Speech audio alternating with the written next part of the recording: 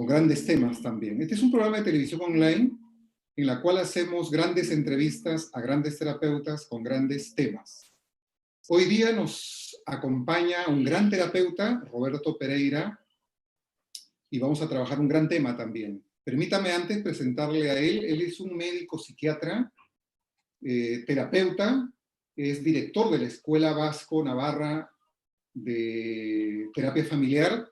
Estamos en contacto con él desde Bilbao, España. Él es también docente acreditado de la Federación Española de Terapia Familiar, expresidente de Relates, que es una red latinoamericana y europea de las escuelas sistémicas. Ha publicado algunos libros, algunos ensayos también, y para nosotros es un privilegio poderlo tener en nuestro programa en este día. Roberto, bienvenido onlinemente a Perú, y dejo para que nos des unos saludos, unas palabras de introducción antes de entrar al tema ya. Muchas gracias, José. Para mí es un placer estar compartiendo estos minutos con los amigos del Centro de Nuevas Sendas de Lima, con quien ya llevamos tiempo colaborando en esta red de la que formamos parte, ¿no? En Relates. No sé cuántos me están escuchando, pero un saludo para todas y para todos. Y como decía José, vamos a introducir el tema del que me ha pedido que hable o que conversemos, ¿no? Porque tengo entendido que esto va a ser una conversación, ¿verdad, José? Exactamente, sí. Roberto, una vez más, bienvenido. Y el tema que hemos anunciado, estamos anunciando también, es concluyendo la entrevista y la devolución en terapia. Esto es muy importante para los que somos terapeutas, para los que estamos continuamente ejerciendo o realizando sesiones de terapia, aprender bien. Al inicio de la terapia es importante la alianza terapéutica para llevar adelante una buena sesión. Pero al final de la terapia está lo que se llama la devolución en la terapia.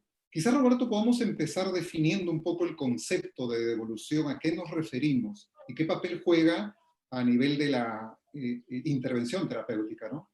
Muy bien. Bueno, la devolución es una práctica frecuente en la terapia familiar sistémica, aunque no la emplean todos los terapeutas.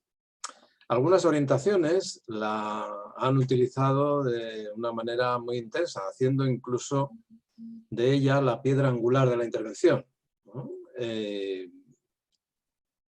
Quizá podamos desarrollar esto un poco más adelante. Pero en general se sigue utilizando bastante. Se utiliza sobre todo cuando se trabaja en equipo, ¿no? Cuando se trabaja, por ejemplo, con supervisión,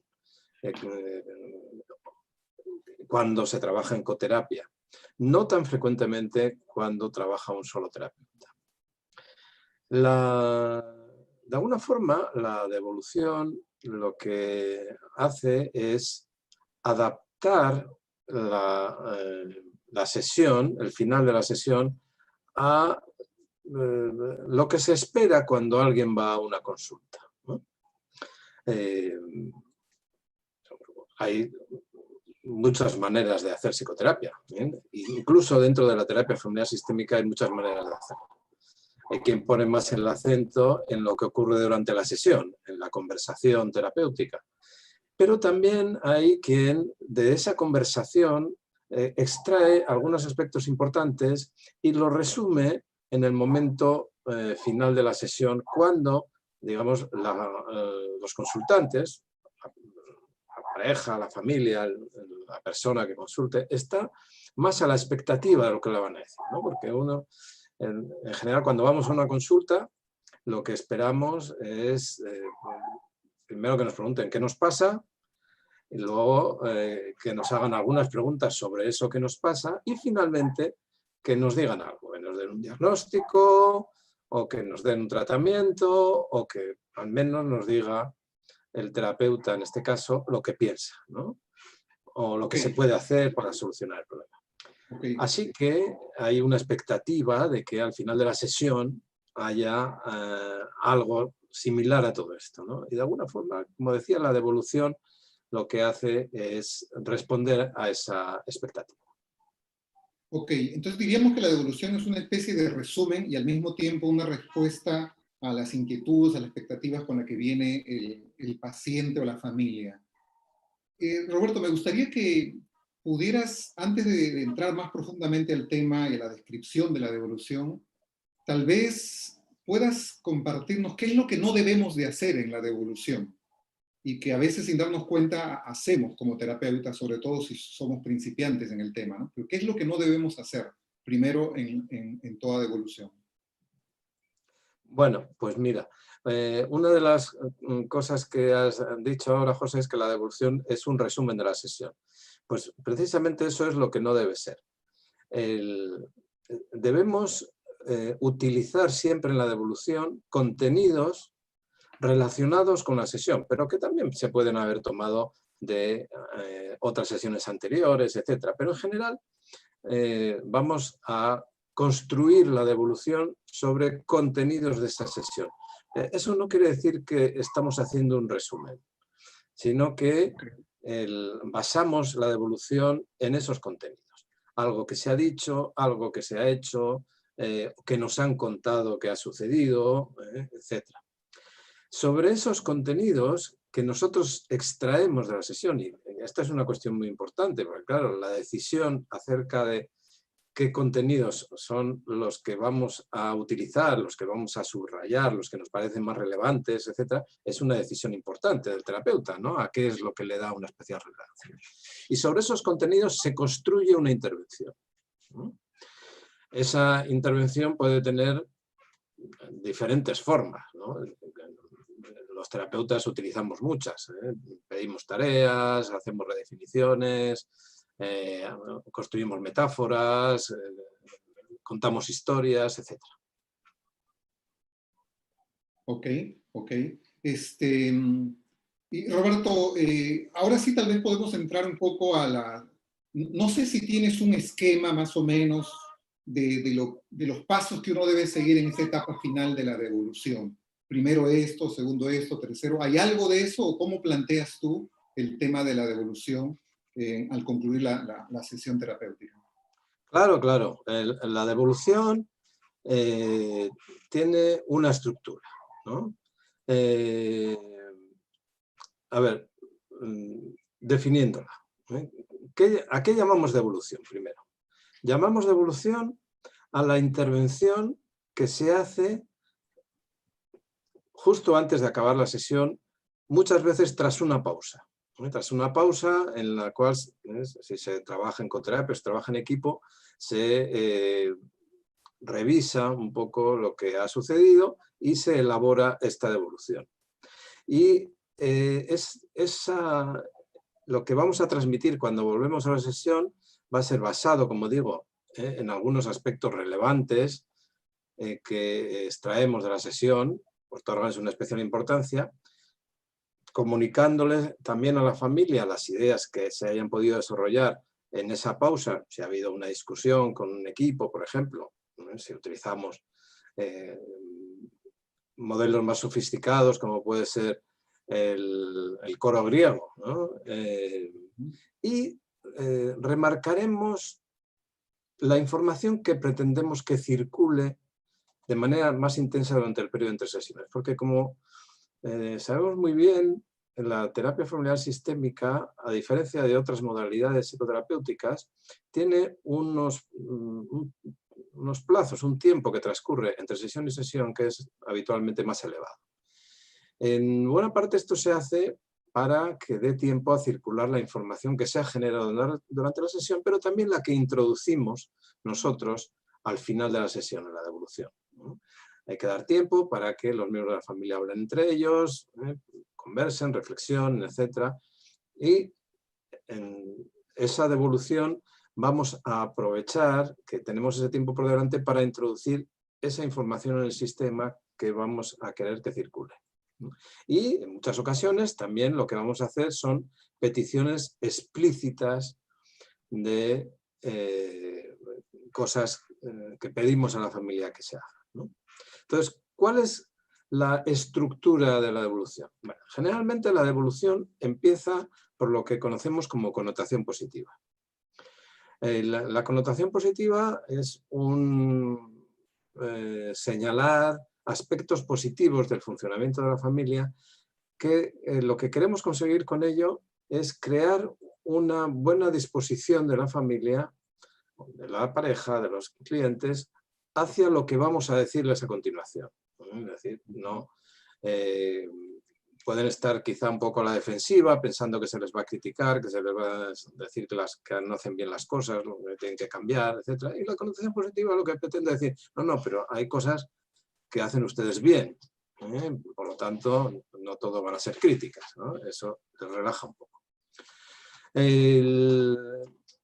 Tras la connotación positiva, introducimos ese contenido que hemos extraído de la sesión, ¿no?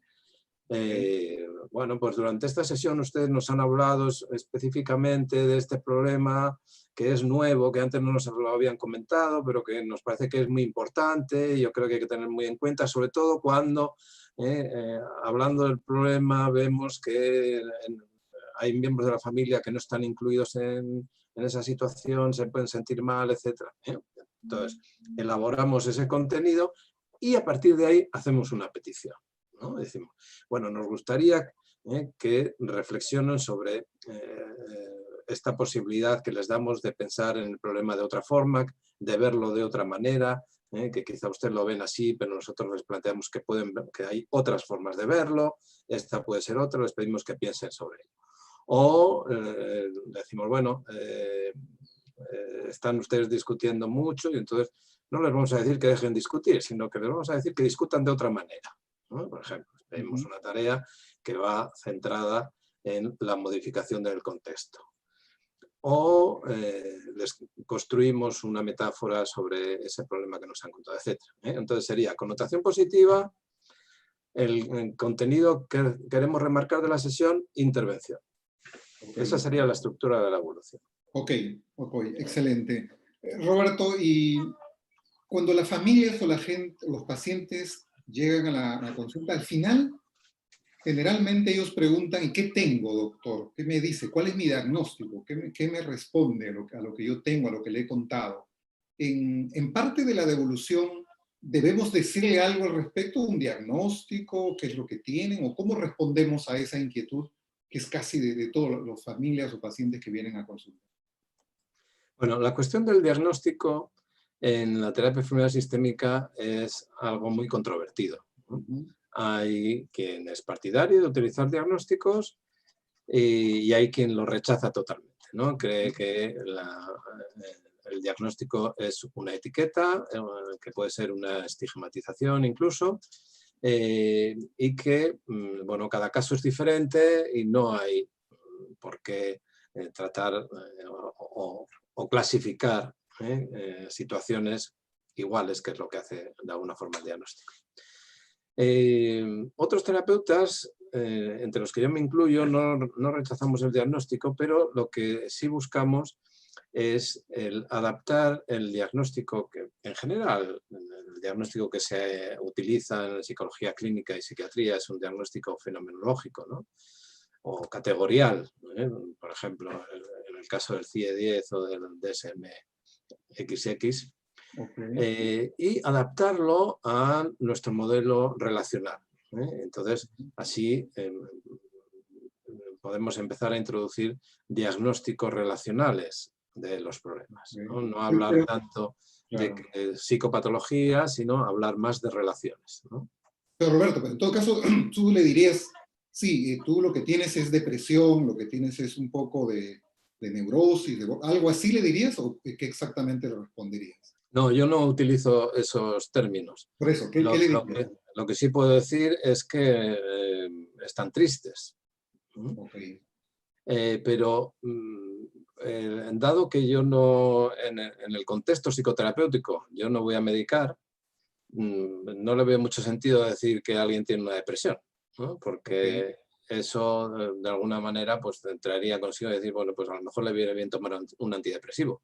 A lo mejor le puede decir, bueno, podría usted consultar esta tristeza que tiene, porque a lo mejor puede ayudarle a alguien y entonces derivarle, o incluso dárselo yo en otro contexto, ¿no? Yo soy psiquiatra, por lo tanto no tendría problema en darle a alguien una medicación si la juzgo necesaria. Pero el contexto psicoterapéutico no es el contexto en el que creo yo que debamos hacer eso. Lo podemos compatibilizar, no me parece que sea incompatible, pero hay que separar un poco los contextos. Ok. Roberto, y en el caso que, por ejemplo, la familia te trae a un hijo que pues tiene delirios, tiene alucinaciones, oye voces, y ya al final te dice, ¿y cuál es el diagnóstico, doctor? ¿Qué es lo que tiene mi hijo? Entonces, ¿cómo le hago la devolución ahí? ¿Qué le digo ya al final? Claro,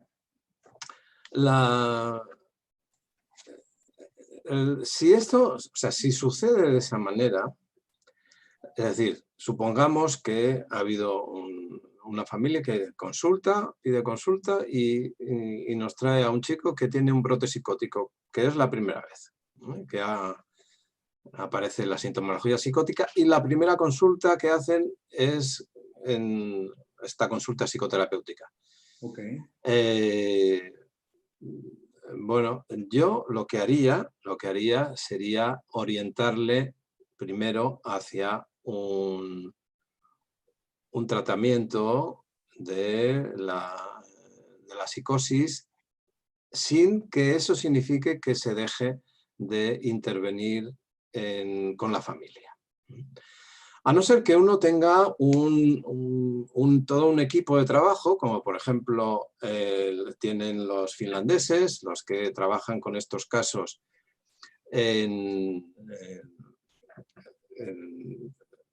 no recuerdo ahora cómo se llama su modelo de conversación terapéutica, no recuerdo exactamente. ¿Terapia narrativa? Terapia narrativa. No, ellos le dan un nombre muy concreto que ahora, bueno, luego me vendrá a la cabeza. Okay. Y que ellos intervienen de esta manera en casos nuevos con la familia. Pero lo hacen desde un contexto de un equipo de intervención amplio. Van a las casas, dan medicación si es necesario, hospitalizan si hace falta, y es un equipo de muchos profesionales que hace estas intervenciones en crisis, porque inmediatamente si hay una solicitud de este tipo, como hemos dicho, un primer brote con la familia y tal, van a la casa de la familia, se pasan allí el tiempo que sea necesario, se reúnen no solo con la familia, sino incluso con vecinos y con otros personas significativas para esta familia y hacen este diálogo terapéutico en el que intervienen directamente sobre la psicosis.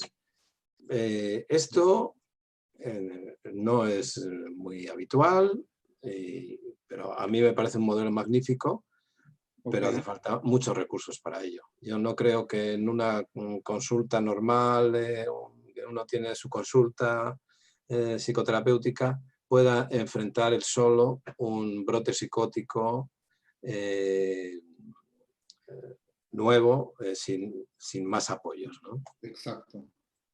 Roberto, permíteme insistir en lo siguiente. Yo entiendo que como terapeutas tenemos que ser muy cuidadosos en no etiquetar a las personas, en no ya pues condenarla, esto es lo que tiene y de alguna manera también la autoprofecía, la profecía autocumplidora pues puede empujar y alimentar más eso. Entiendo eso, pero también entiendo que si la familia o el paciente no recibe algo un poco claro o bastante claro, como que se puede ir de la sesión diciendo, ah, este terapeuta no sabe, no me ha dicho exactamente qué tiene.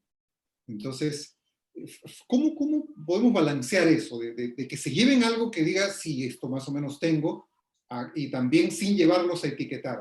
¿Cuál sería el punto medio, digamos? Ya. Claro, eso, José, creo que forma parte de las habilidades terapéuticas que debemos adquirir. Exacto, ¿no? Bueno, una de las cosas que tenemos que adquirir es la capacidad de tolerar la frustración y de poder decir en un momento determinado, pues mire, yo no sé lo que tienen, no sé lo que les pasa, pero espero saberlo si seguimos viendo un tiempo más, por ejemplo. O la capacidad de decir, mire, ustedes me están pidiendo un diagnóstico, yo se lo podría dar. Yo le podría dar un diagnóstico, como se lo da qué sé yo, en el hospital psiquiátrico, pero a mí eso no me parece útil. Okay. A mí lo que me parece útil es que podamos hablar entre todos de cómo solucionar el problema que se les ha presentado, cómo tratar de que dejen de sufrir, cómo tratar de aliviar esta situación, que en eso yo creo que sí puedo ayudarles. Si ustedes tienen mucho interés, les puedo dar un diagnóstico, pero insisto, no me parece que eso resulte de Ok. utilidad. Ok, exacto. De esa forma el paciente se va sabiendo que hay un diagnóstico, pero que no es tan importante quedarnos pegados y estar ahí detrás de ese diagnóstico, ¿no? Es lograr un equilibrio en ese sentido. Roberto, otra pregunta. De acuerdo al esquema, la estructura que has desarrollado con la devolución, ¿cuál es el impacto que yo como terapeuta debo esperar de esa devolución que he dado a la familia? Porque probablemente de esa devolución depende que la familia vuelva o no a sesión. Si no le di una buena devolución, probablemente no regrese y se vaya medio desmotivado. ¿Cuál es el impacto que debe surtir en la familia, en el paciente, la devolución? Bueno, la cuestión de que vuelvan o no, yo creo que la devolución es importante, pero eso se construye más a lo largo de la sesión. Tú has señalado al inicio cómo hay dos momentos importantes durante la sesión, ¿no? Uno, la construcción de la alianza terapéutica, lo que Minuchin llamaba joining, ¿no? La aproximación, la adaptación a la familia, digamos, el cómo ganarnos a la familia.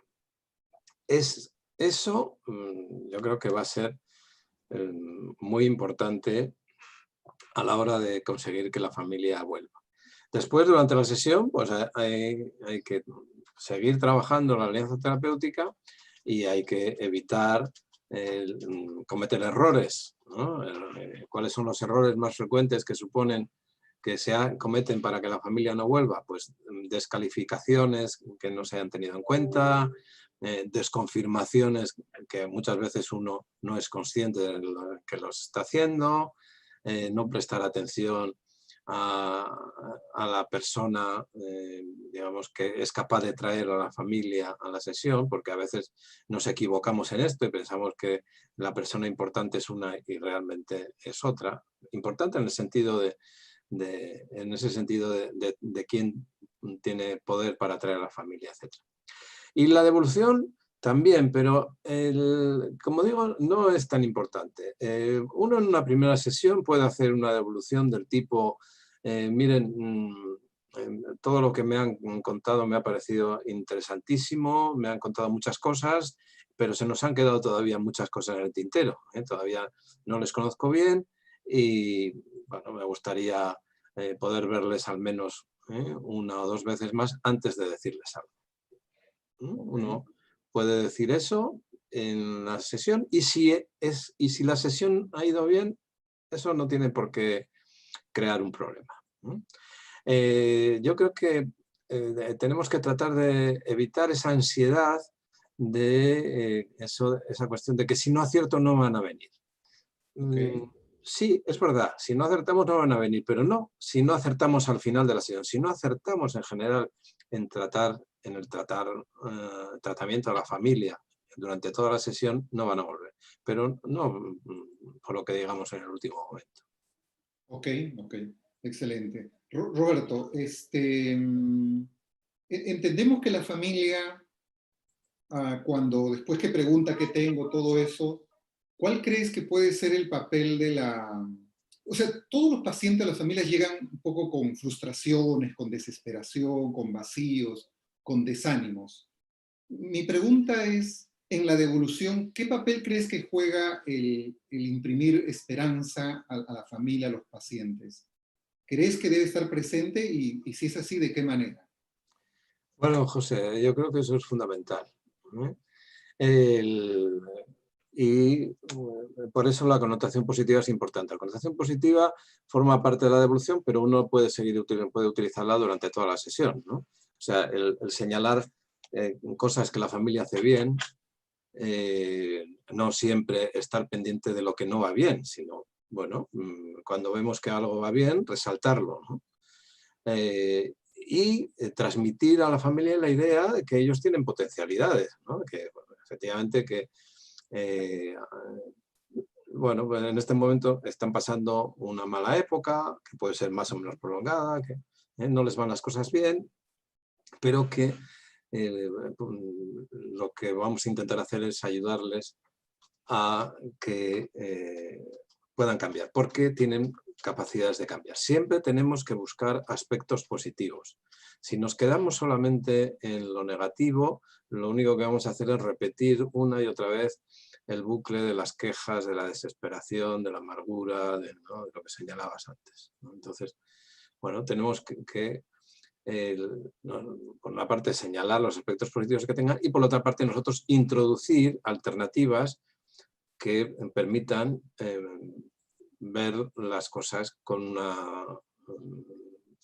no voy a decir con optimismo, pero sí con la posibilidad de que mejoren, ¿no? Por ejemplo, una de las intervenciones que más utilizamos todos es la redefinición. La redefinición no busca cambiar una conducta. La redefinición lo que busca es modificar cómo ven o cómo interpretan o cómo sienten una determinada conducta. Entonces, bueno, es una intervención realmente útil y que no es tan sencilla como parece, pero que es importante. Siempre lo que va a buscar es eso, ver los aspectos positivos que puede tener una situación. Ok. Roberto, tú has hablado de un concepto importante, la redefinición. Es un concepto que lo traemos desde el comunicacionalismo de Palo Alto, ¿no? Otros dirían y hablarían de reformular narrativas, desde la terapia narrativa, ¿no? Con respecto a este concepto, ¿no? Porque la gente viene con creencias, Linares hablaría de mitologías, creencias, valores que tenemos. ¿Tú dirías que en la etapa de la devolución es donde más tenemos que hacer estas redefiniciones, sobre todo de repente con respecto a un tema central que ha girado toda nuestra conversación? ¿O es a lo largo de la entrevista, a lo largo de la sesión, que tenemos que estar haciendo constantes redefiniciones? ¿Qué dirías? El terapeuta tiene que, parte de su entrenamiento consiste en estar muy atento a pescar posibilidades de redefinir. Y en cuanto se pasa una posibilidad por la sesión, hay que echarle la red y pescarla y utilizarla. Así que o sea, no hay nunca un número suficiente de redefiniciones. Se pueden hacer continuamente. Siempre teniendo en cuenta que la redefinición lo que busca es modificar la visión del mundo de la familia en un sentido positivo, en un sentido que va hacia la disminución del sufrimiento. Entonces, bueno, siempre que lo podamos hacer, lo hacemos. Si a lo largo de la sesión se nos ha dado la oportunidad muchas veces, pues todas las veces que podamos. La devolución lo que nos permite es reflexionar un poco más, si hacemos una pausa sobre todo, o si tenemos un equipo o un coterapeuta con el que conversar, y en ese momento tal vez se nos va a ocurrir alguna redefinición que no hemos visto, digamos, en el fragor, ¿no? de la sesión. Como tú bien dices, eso lo podemos hacer llamarle redefinición o creación de narrativas alternativas. Son cosas muy similares. La narrativa alternativa, en todo caso, lo vamos a llamar cuando es una redefinición más elaborada, ¿no? Lo que proponemos narrativas alternativas a lo que nos cuesta a la familia, y eso generalmente es un proceso que lleva una elaboración mayor que una simple redefinición, ¿no? Una simple redefinición puede decirse en 3 palabras, ¿no? una narrativa alternativa requiere ya una estructura, ¿no? Hay que contar una historia. Exacto. Ok. Roberto, ahora, claro, para hacer redefiniciones, reformulaciones narrativas, también depende un poco de la formación, de la habilidad del terapeuta, pero también muchas de esas redefiniciones pueden estar contaminadas con el contexto del terapeuta, con mis creencias, con mis valores, con mis formas de pensar, con mis experiencias que haya vivido. Mi pregunta sería, ¿cómo descontaminar o cómo cuidarnos de no introducir e imponer directa o indirectamente nuestras creencias, nuestro modo de pensar en esas redefiniciones o en la devolución en general que hagamos al final de la sesión? Claro. Bueno, efectivamente ese es el proceso de formación del terapeuta. ¿Cuál es la mejor herramienta para conseguir eso? Pues desde mi punto de vista es la supervisión. La supervisión es lo que nos va a ayudar a tratar de evitar, como tú dices, utilizar nuestros propios prejuicios a la hora de intervenir, ¿no? Eso y, bueno, otras partes del entrenamiento, de la formación del terapeuta, que tiene que ver con la reflexión sobre uno mismo, ¿no? El aprender cosas sobre uno mismo, sobre, digamos, saber de qué pie cojeamos, ¿no?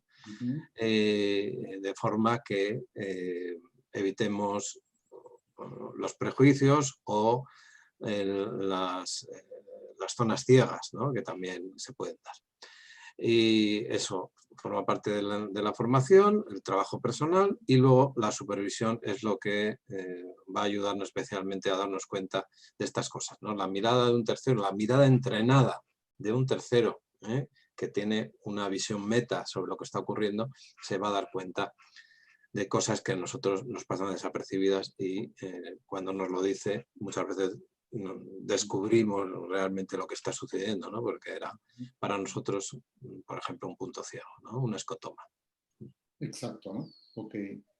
Roberto, muchas familias y pacientes llegan a la consulta con una narrativa que Guay diría dominante, de un discurso dominante de la sociedad y sobre todo del campo médico psiquiátrico, en la que muchos trastornos señalan que son producto de herencias genéticas, son hereditarias, y vienen con esa narrativa. Y nosotros que somos sistémicos y tenemos una concepción del trastorno como basado en lo relacional, ¿cómo reformulamos, redefinimos eso? Y si es en un momento clave dentro de la devolución al final para que se vayan con eso, ¿no? ¿Qué dirías al respecto? Bueno, eso que planteas, José, es efectivamente una de las cosas más complicadas a las que nos tenemos que enfrentar, ¿no? Cuando ya la familia plantea de entrada que hay un elemento externo que condiciona el síntoma o condiciona la patología y por lo tanto que es inmodificable, ¿no? Bueno, en ese sentido hay diversas formas de abordarlo y esas formas de abordarlo también van a tener que ver con las capacidades de la familia. Qué sé yo, no puedes hablarle sobre genética a una familia que no va a entender muy bien de qué le estás hablando, ¿no? Entonces, en la medida de las posibilidades, bueno, pues hay que tratar de explicarles que efectivamente, bueno, puede haber una base genética en lo que les ocurre, pero que eso no significa que sea inmodificable, porque bueno, los estudios científicos están demostrando que la plasticidad del genoma permite que haya cambios incluso cuando se pensaba que no se había. Esa es una manera. La otra es decir, bueno, sí, bien, efectivamente, pero incluso, mire, yo tengo mucha experiencia de trabajar con problemas orgánicos crónicos, como puede ser una diabetes o puede ser otro tipo de enfermedad crónica y eso no significa que no se puedan mejorar las relaciones familiares, que no podamos conseguir que vivan ustedes un poquito mejor. y que puedan enfrentar también el problema que tienen de una manera más útil o más exitosa, ¿no? O sea que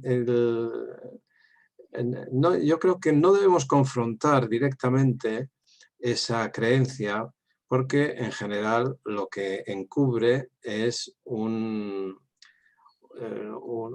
homeostasis, es decir, lo que encubre es decir, yo no quiero hacer un esfuerzo por cambiar, yo no quiero modificar mi comportamiento, en todo caso que cambien los demás, que es lo que nos podemos encontrar. Si nos enfrentamos directamente a eso y vamos a chocar contra el que defienda esa situación, bueno, pues eso puede conseguir que la familia no vuelva. Entonces puede ser más útil decir, bueno, sí, yo no lo digo que no, pero siempre se pueden hacer cosas para mejorar la situación. Ok. Otra de las grandes preguntas que surgen a veces en las clases que yo dicto también y a veces en las conversaciones es, ¿hasta qué punto el terapeuta, bueno, se dice que debemos tener sensibilidad y empatía, pero hasta qué punto, y esto no sé si tiene que ver directamente con la evolución, pero hasta qué punto cuando la familia, digamos, se desborda un poco en sus emociones de tristeza, de dolor, ¿cuál debe ser la actitud en ese momento del terapeuta? Un extremo es, pues, permanecer impasible, un poco frío, el otro extremo ponerse a llorar juntamente con ellos. Pero ¿cuál debería ser la actitud media, digamos, que debemos asumir frente a las reacciones emocionales que la familia o el paciente pueda estar viviendo, Roberto? De acuerdo.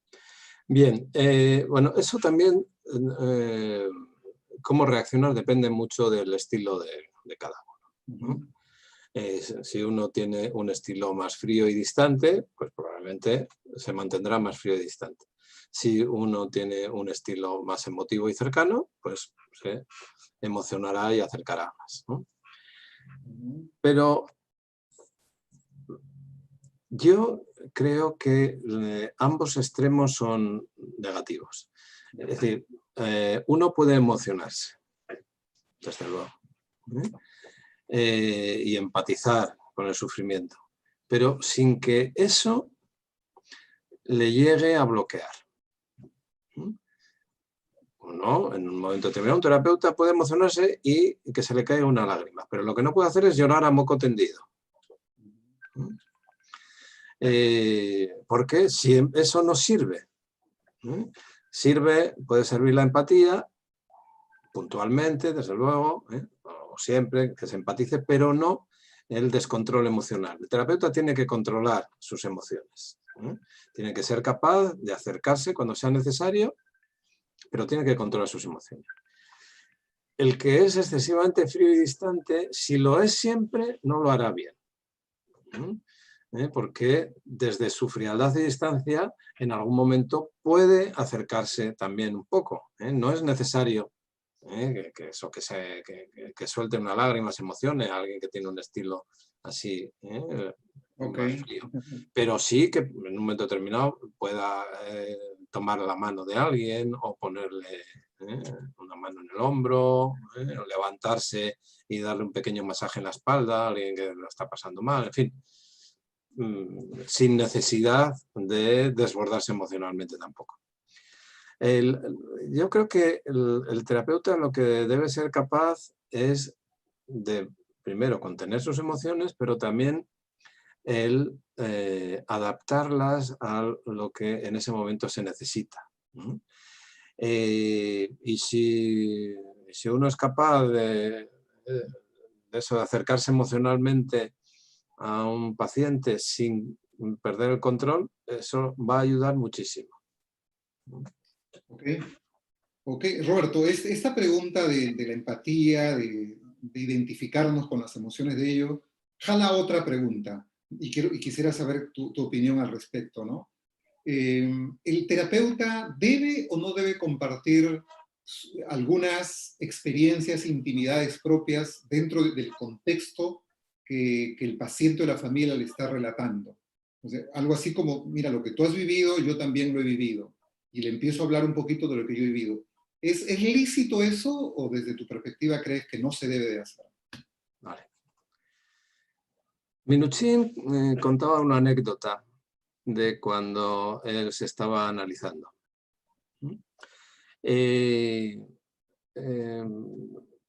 Contaba que su psicoanalista le ofrecía café. Le ofrecía café. Decía si quería tomar un café. Bueno, se tomaban un café. Y entonces él, un tiempo después, unas sesiones después, le cuenta al psicoanalista que él había empezado a hacer lo mismo con sus pacientes. Y el psicoanalista o la psicoanalista, no sé qué género tenía, le dijo que eso no estaba bien.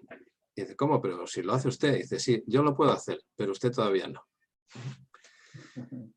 Entonces, por supuesto que uno puede utilizar su vida personal, claro que sí, y de hecho el joining en buena medida va de eso, ¿no? Decir, yo también tengo hijos, ya sé lo complicado que es la adolescencia, por ejemplo, ¿no? El típico acercamiento a padres de adolescentes.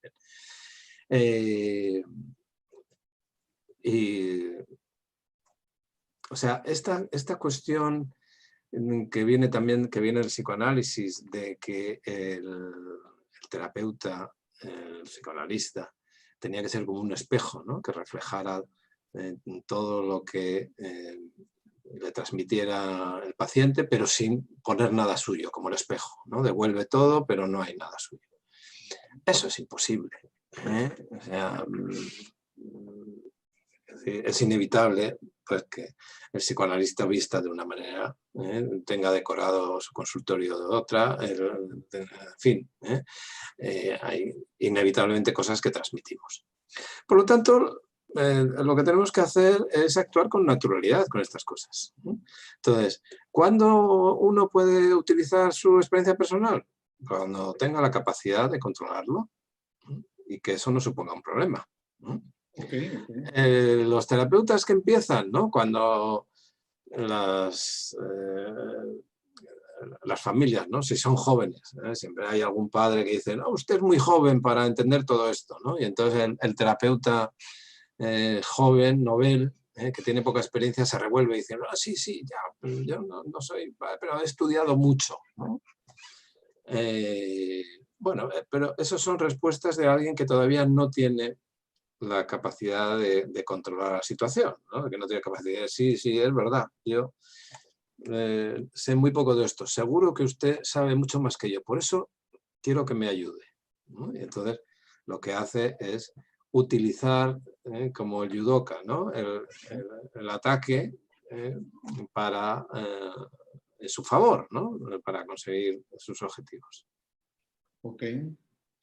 Ok, Roberto, sí, de lo que tú has mencionado, Irving Yalom en su famoso libro El don de la terapia menciona eso, ¿no? Que es bueno que el terapeuta comparta ciertas intimidades, obviamente de forma medida y justificado dentro de un contexto que se dé, ¿no? Pero bien, vamos a otra pregunta. La devolución en un contexto de terapia de pareja, Roberto, en la que pues cada uno de ellos viene con sus razones, con su propia narrativa, y de alguna manera como que al terapeuta lo arrinconan y le dice, pues díganos doctor, ¿quién tiene la razón? ¿Y quién es el que está equivocado? Entonces ellos esperan una devolución y como pues pidiendo que tome partido por alguno de ellos. ¿Cómo manejo la devolución en ese contexto? Pues mira, José, una buena manera de hacerlo es justamente contar eso. Me ha dado la sensación de que ustedes venían a mi consulta pidiendo que yo me comportara como un juez y que decidiera quién de ustedes tiene la razón en este conflicto. Y lo siento muchísimo, yo no soy un juez, soy un terapeuta. Yo puedo ayudarles, tal vez les pueda ayudar a que se lleven mejor, pero lo que no voy a hacer es cambiar de profesión en este momento y decir quién tiene razón. Los dos tienen algunas razones y los dos están equivocados en otras. Lo que, si quieren, podemos ver es cuáles cosas están ustedes equivocados, en cuáles tienen razón y ver si eso es compatible, ¿no? Entre los dos. Ok, es lo que Mara Selvini diría la neutralidad, ¿no? Esa fina distancia que uno debe mantener de tal manera que ninguno se sienta rechazado y al mismo tiempo los dos se sientan acogidos, ¿no? Roberto, de acuerdo a tu experiencia y a tu posición también, la devolución, ¿cuánto tiempo debe tomar de todo el contexto de la terapia? ¿No? Si la terapia dura una hora, ¿cuánto crees que debe tomar ese tiempo de devolución en la cual hablemos, lleguemos a transmitir todo eso que has señalado dentro de la estructura de la evolución? Comentábamos al inicio cómo algunas orientaciones en terapia familiar sistémica habían hecho de la devolución la piedra angular de la intervención, ¿no? Por ejemplo, los más conocidos en ese sentido, los que le dieron un mayor carácter a la devolución fue la Escuela de Milán en su primera etapa, ¿no? Cuando estaban Salvini, Prata, Cecchini y Boscolo. Ellos trabajaban siempre los cuatro, dos con la familia, dos detrás del espejo, y la sesión era un poco lo opuesto a lo que es ahora la terapia narrativa, ¿no? La terapia narrativa, digamos, la intervención se hace sobre todo durante la sesión. Para ellos, la sesión era una recolección de información. Y toda la intervención se condensaba en la devolución. De manera que eran devoluciones muy largas y también pausas antes de la devolución muy largas. Porque había que preparar detenidamente esa intervención que iba a ser una intervención muy potente que iba a conseguir cambiar el funcionamiento de la familia, ¿no? Claro, esto se podía hacer en el contexto en el que ellos trabajaban, que era un contexto casi de investigación, ¿no? Ellos tenían sus trabajos y dedicaban a ver familias 2 días a la semana y veían una familia a la mañana, otra a la tarde, 3 horas, dedicaban 3 horas a cada una. Entonces ahí sí podían hacer todo esto. En el común de los mortales, que dedica 1 hora o hora y media, como mucho, a una sesión de terapia familiar, pues no se puede permitir el hacer una pausa larguísima y que la devolución dure muchísimo tiempo. En general, por otra parte, yo creo que la devolución no debe ser muy larga. Porque, a ver, si inundamos de información a la familia en ese momento, no van a ser capaces de quedarse con todo. Y ellos van a elegir, como siempre hacemos todos, con qué contenido nos quedamos. Entonces, si lo que queremos es transmitir con claridad un mensaje, tenemos que sintetizarlo. Repetirlo si es necesario para que se entienda bien, pero tenemos que sintetizarlo. Entonces, bueno, hay algunas reglas que tenemos que tener en cuenta al hacer la devolución. Primero, tenemos que decir algo a todos los miembros de la familia. Si es una tarea, tenemos que procurar que todos participen en ella. Si es una redefinición, que todos estén incluidos. Es siempre algo, tienen que llevarse, cada uno de los miembros de la familia tiene que llevarse algo. Tenemos que procurar que la devolución no se convierta en una nueva sesión. O sea, no es parte de la sesión, pero no es una parte distinta de la sesión. Es el momento del terapeuta. Incluso se puede hacer familia. Bueno, hemos estado hablando durante casi 1 hora y ahora les voy a pedir que me escuchen. Y si quieren comentarme algo, bueno, lo hacen al final o incluso, bueno, lo hablamos en la próxima sesión. Entonces, creas esa situación dramática también, ¿no? Después, si has hecho una pausa, ya generas con eso una situación, ¿no? De expectativa, ¿no? Una situación dramática. Nos vamos a reunir con el equipo o vamos a conversar entre nosotros y luego les vamos a decir lo que pensamos. Ya están esperando a que les vayas a decir todo lo que has conversado, pensado, reflexionado, discutido, etc. Si además dices, bueno, ahora quiero que me escuchen atentamente lo que les voy a decir, etc. Y luego tratas de no decir algo excesivamente largo, la transmisión del mensaje va a ser la mejor posible. Ok, excelente. Bien, quiero aprovechar también, Roberto, tu experiencia, tus años en la terapia, para hacerte una pregunta que tiene que ver con el contexto mundial, global que estamos viviendo con esto de la pandemia, que de alguna manera está obligando yo creo que a todas las profesiones, adaptarnos a un estilo nuevo de trabajo. Y en el caso de los terapeutas que llevamos sesiones pues en vivo, presenciales, hoy tenemos que llevarlas por la coyuntura que vivimos en online, terapias online. Yo quisiera que tú pudieras comentar algunas ventajas y desventajas de las terapias online. Muy bien.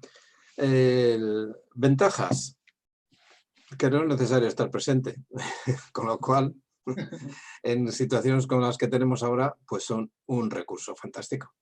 O sea, tener la posibilidad de verte y conversar en tiempo real, pues realmente yo creo que es muy útil. Desventajas, bueno, no hay posibilidad de contacto, por ejemplo. Lo que decíamos antes, de en un momento determinado que alguien se ponga a llorar y que tú le puedas ofrecer un pañuelo, le puedas coger del brazo, o algo así, no lo puedes hacer cuando tienes esta distancia. No controlas tampoco el contexto de alrededor, no sabes muy bien lo que está sucediendo por allí, si, no sé, puede aparecer alguien, un perro, qué sé yo, un miembro de la familia. Hay una cierta pérdida del control del contexto, ¿no? del encuadre terapéutico, y eso, bueno, no es que sea una cosa excesivamente grave, pero dificulta un poquito más. Es decir, el terapeuta tiene un poco menos el control de la terapia que cuando se hace en su consultorio, etcétera, etcétera, ¿no? Por lo demás, yo creo que esto es muy útil y bueno, que ha venido para quedarse. O sea, que vamos a usar cada vez más estos medios y que tenemos que adaptarnos a ello y tratar de que jueguen a nuestro favor. Ok. Estamos llegando ya al final, Roberto, y quisiéramos tal vez, este es un programa que va dirigido, como dijimos al principio, a psicólogos, a terapeutas, quizá un mensaje final de desafío a los terapeutas, a cómo usar y cómo valerse de este tema de la devolución para poder tener buenos resultados, digamos. Sí. Bueno, a ver, lo primero que les diría es que la devolución es muy útil, pero que no es tan sencillo como parece. Hay que construir bien las devoluciones. Y si eso se consigue hacer, es, yo creo, una parte importantísima de la sesión. Okay. Entonces, ¿cómo podemos construir buenas devoluciones? Bueno, pues evidentemente una manera es leyendo. La bibliografía, vamos a encontrar muchas intervenciones que podemos incorporar en nuestro repertorio. Otra manera es el supervisando, ¿no? Y que en esa supervisión se desarrollen esa manera de trabajar con la devolución, que yo creo que en la supervisión docente es una de las cosas que más se trabaja, que más se practica y que es más útil dentro del proceso de la formación en la supervisión docente, el construir buenas devoluciones, ¿no? Y que, bueno, si lo consiguen, desde luego el efecto sobre las sesiones va a mejorar mucho. También lo que se haga durante la sesión, o sea, no volvamos a esa situación que abandonaron los milaneses de pensar que todo se puede sintetizar en la devolución final. No, todo lo que se haga durante la sesión va a ser importante. Pero la devolución, digamos, es como el poner el broche de oro, ¿no? Hacer el cierre mejor para la sesión y sobre todo el darles trabajo para que ellos sigan con el trabajo terapéutico, la familia siga con el trabajo terapéutico en el tiempo que transcurre hasta la siguiente sesión. Tienen que jugar eso a nuestro favor. Ok, excelente. Roberto, muy agradecido por tu participación. Ha sido un gusto tenerte en el programa. Seguramente habrá otras oportunidades y bueno, estaremos viéndonos seguramente el otro año ya en el próximo relate que tengamos. Gracias, Roberto, una vez más por tu Muy bien, participación. gracias a ti, José, y a todos los amigos del Centro Nuevas Sendas. Ok, Que les vaya gracias bien. y hasta otro Y momento. cuídense mucho. Gracias. Bien, despedimos el programa a todos los que nos han estado viendo, colegas, tengan un lindo día.